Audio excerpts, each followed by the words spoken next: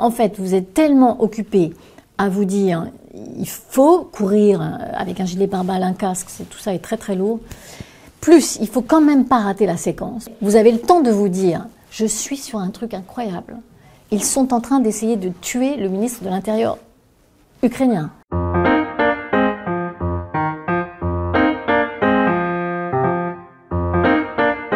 Je réalise qu'on a une séquence qui va être incroyable. Donc je pense à ça, en même temps je me dis, est-ce que le caméraman va pouvoir tourner? Il se trouve qu'il a très très bien tourné parce que c'est un grand pro. Deuxième tir d'obus, à moins de 50 mètres du ministre. Il est plaqué au sol et protégé par ses gardes du corps. Ces tirs sur le ministre de l'Intérieur ukrainien auraient pu être l'étincelle menant vers la guerre. Alors, moi, je ne dis pas que j'ai peur, je dis qu'on vit des grands moments de pression et de stress. Et oui, quand on est sorti de cette tranchée et qu'on a été sous les obus de mortier des Russes, qui visaient très clairement ce ministre de l'Intérieur, oui, là, il y a un très grand moment de pression. Il faut se baisser, se relever, courir, se sortir de là. On était là, tous les 5 dans la voiture, à fond pour aller le plus loin possible de cette zone. Là, vous vous dites, bon, c'est bien d'être dans cette voiture.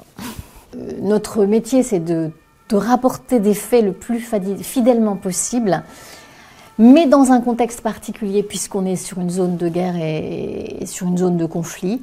Donc, rapporter des faits tout en préservant sa propre sécurité. C'est un peu ça le challenge de travailler sur une zone de guerre. Là, en Ukraine, on était 5, le caméraman, le monteur, un fixeur et un chauffeur. Le fixeur et le chauffeur étaient des locaux, donc ils connaissent la région. On brainstorm entre nous, on évalue les risques et on décide.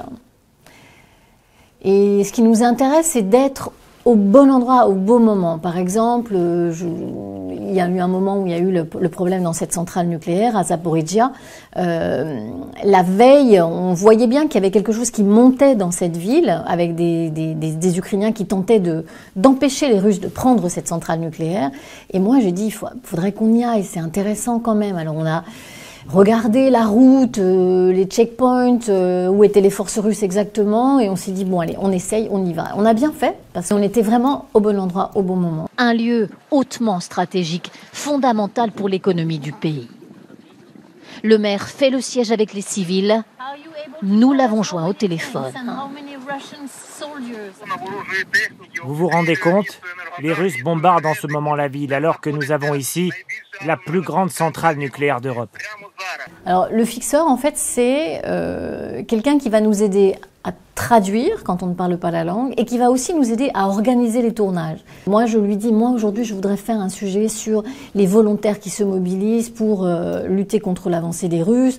Est-ce que tu peux nous trouver, par exemple, un atelier où ils fabriquent des cocktails Molotov? Et lui, comme il parle la langue, il prend son téléphone, il passe des coups de fil et il me dit « Ah oui, j'ai trouvé un endroit, une école, c'était d'ailleurs une école, où ils fabriquent en ce moment des cocktails Molotov. » Et là, on dit « Ok, on y va. » Des femmes en guerre, des combattantes civiles qui fabriquent des cocktails Molotov artisanaux. Nous sommes dans une école transformée en atelier clandestin. Ce ne sont pas nous qui souffrons là, ce sont les civils, les enfants, les femmes, les hommes qui vont au combat. Nous, on est là pour travailler, donc je m'interdis de... c'est simple, je travaille et je m'interdis des états d'âme.